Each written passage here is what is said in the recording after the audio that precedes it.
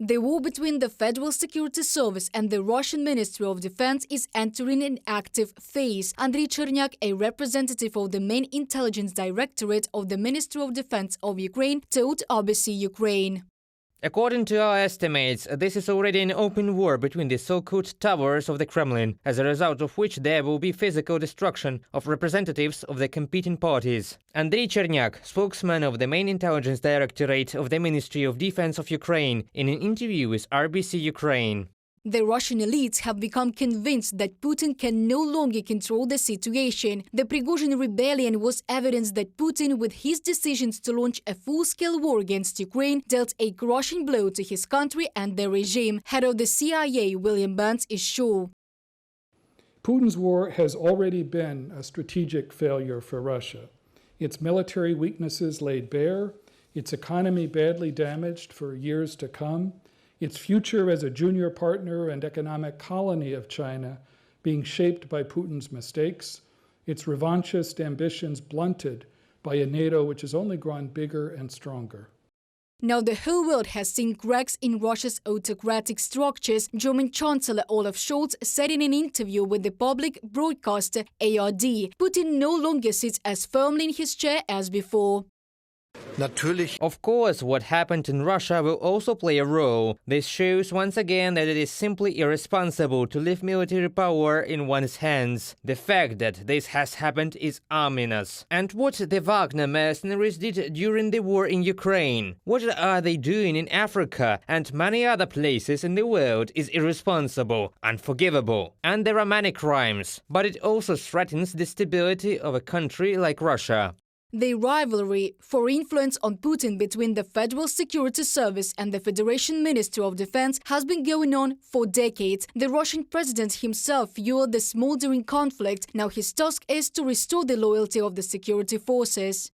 Someone will receive a promotion, someone will receive additional powers, someone will receive some additional rent flows. Vladimir Putin has chosen a strategy of loyalty, not punishment. The only one he punishes and is not ready to forgive is Yevgeny Prigozhin. Most likely, nothing good awaits the structure of Yevgeny Prigozhin in terms of Wagner PMC in Russia, and most likely they will try to eliminate Yevgeny Prigozhin. This is the main person that Vladimir Putin will try to take revenge on. Mikhail Komin, Russian political scientist, in an interview with Radio Liberty. Experts do not predict large-scale sweeps in the Russian power structures, and no significant personal changes are foreseen. And even more, Shoigu, Prigozhin's main opponent, turned out to be in a winning situation. Removing him now is suicidal for Putin. Есть такая парадигма мышления в Российской Федерации, в Кремле. There is such a paradigm of thinking in the Kremlin. They are removed from office for only disloyalty. If you are unsuitable but loyal, you will remain in your position. Everything will be fine for you. Shoigu is an exceptionally loyal character, just loyal to the board. Look at this situation through the eyes of Putin. Okay, he is now removing Shoigu, who is as old as he is, under 70. Who has no political ambitions, who is his own. Yes, he is dumb, not as Putin would like him to be, probably, but he doesn't reach the stars, he doesn't jump over the bus.